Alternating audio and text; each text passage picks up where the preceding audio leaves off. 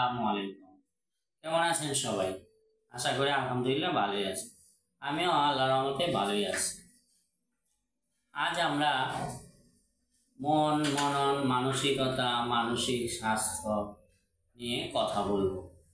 মানসিক স্বাস্থ্য কি? মানুষের আচরণে যখন কোনো অসঙ্গতি লক্ষ্য করা যায়, তখন তার মধ্যে যে পরিবর্তন আসে, সেই পরিবর্তনজনিত স্বাস্থ্যকে মানসিক স্বাস্থ্য বলা হয়।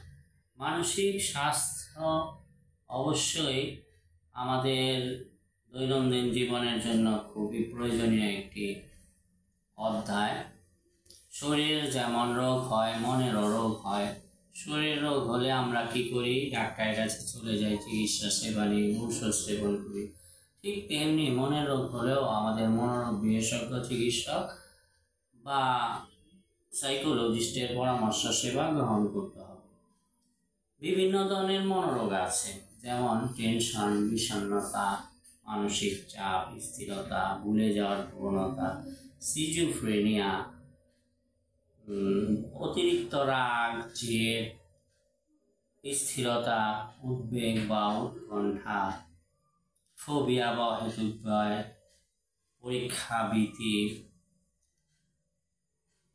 কথা বলতে না পারা ইত্যাদি। এই সমস্ত রোগগুলো আমরা মনে করি এগুলো কোনো রোগ না, কিন্তু বাস্তবতার নিরিখে দেখা যাচ্ছে যে অনেক ক্লায়েন্ট এর রিপোর্ট অনুযায়ী আমরা দেখতে পাচ্ছি তারা এই ধরনের প্রবলেমগুলোর জন্য বিভিন্ন জায়গায় দৌড়াদৌড়ি করতেছে, কিন্তু শেষ পর্যন্ত তাদের কোনো সমাধান হয়ে ওঠেনি এবং তাদের সর্বশেষ আশ্রয়স্থল সাইকোলজিস্ট বা সাইকিয়াট্রিকের কাছে এসে তার সমাধান পেতে শুরু করে, কিন্তু সময় অনেক গড়িয়ে যায়, তখন রোগগুলো অনেক গাঢ় হয়ে যায়, যে কারণে তাদের সমস্যার সমাধান করতে অনেক কষ্ট হয় এবং তারা নিজেরাও অনেক কষ্ট বোধ করে, তাদের পরিবার পরিজনও অনেক কষ্ট পেয়ে থাকে।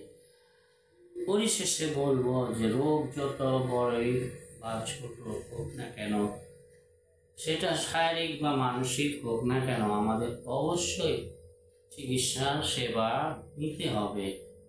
মানসিক রোগকে কখনো অবহেলা করা ঠিক নয় এবং মানসিক রোগীকেও কখনো পাগল বলা ঠিক নয়। মানসিক রোগ একটি রোগ এবং একে প্রপার চিকিৎসা করলে অবশ্যই রোগী সুস্থ হয়ে উঠবে। সকলের শারীরিক, মানসিক ও সামাজিক সুস্বাস্থ্য কামনা করে শেষ করছি।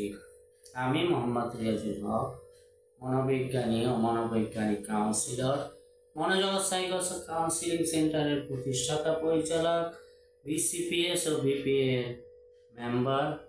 ধন্যবাদ সবাইকে।